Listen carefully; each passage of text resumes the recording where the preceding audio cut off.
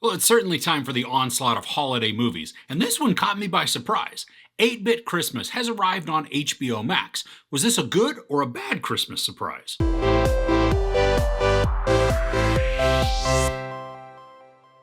In 1980's Chicago, a 10-year-old sets out on a quest to get the Christmas gift of his generation, the latest and greatest video game system, the Nintendo. Neil Patrick Harris stars as Jake and serves as our narrator in this Christmas story that is a brilliant mix of Definitely Maybe and A Christmas Story. Jake recounts the story of his childhood quest to get a Nintendo to his young daughter.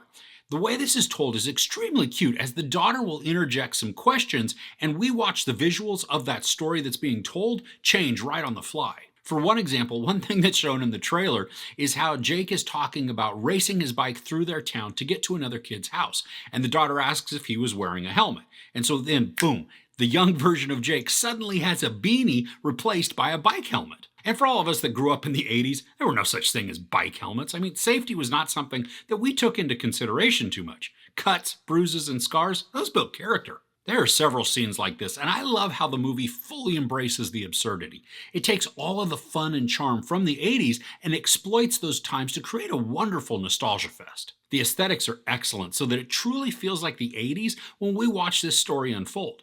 And so many things are just subtle nods, like a kid is wearing a swatch and it had a rubber face protector across it. I mean, I had one.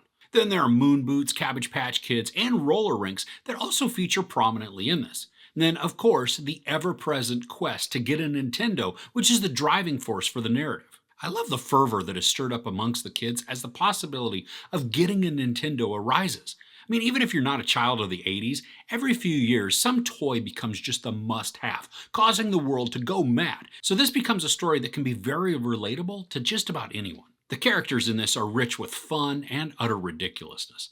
And I love that the movie knows what it is and then it totally goes for it.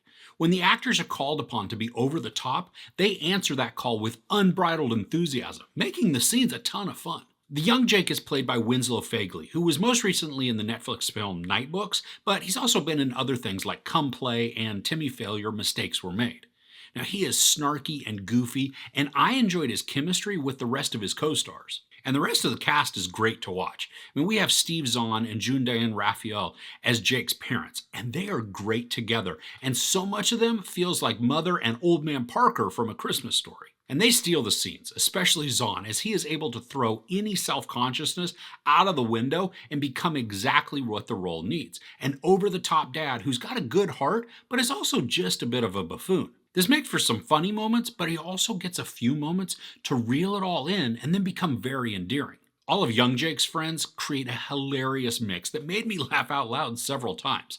And they embody so many different personality types, making the dynamics incredibly entertaining.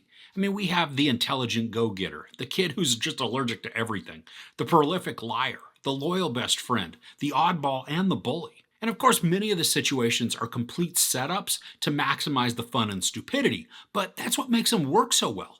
The situations are predictable and yet really funny and enjoyable. I loved the singular determination the friends have in trying to get an NES. I mean, some of the things they do are goofy, but their earnestness helped to suck me into the story and root for them to succeed. This is a quick watch at 97 minutes, and the movie doesn't really waste any time on the non-essentials.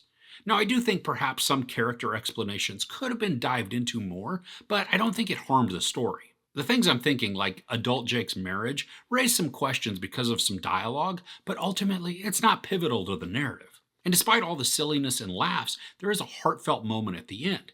Now, I liked the emotion and the heart that it brought, but it did come on a little abruptly. I would have enjoyed a few more minutes of relationship establishing so that the final moments would have felt even more earned. So overall, 8-Bit Christmas is an awesome stroll down memory lane, especially for all of us Gen Xers. This modern-day rendition of A Christmas Story has a lot of laughs, some wonderful nostalgia, and endearing actors that all work together to craft an easy and fun holiday story. While the ending emotion did feel a little rushed, the overall heart of the narrative is great to experience, made all the better through a story told by Neil Patrick Harris. And despite it being set squarely in the 80s, you don't have to have been a child of that decade for the story to resonate. It holds on to timeless themes like family, friendship, and adventure, making this a movie for everyone to enjoy. There's no sex or nudity, some mild profanity, and a little bit of violence. I give 8-Bit Christmas 4 out of 5 couches. What's a good holiday comedy that you enjoy? Let me know what makes you laugh in the comments below. If you enjoyed this review, please give it a like. Also, don't forget to share and subscribe. I'm Chris. This is Movies and Munchies. Thanks for couching with me.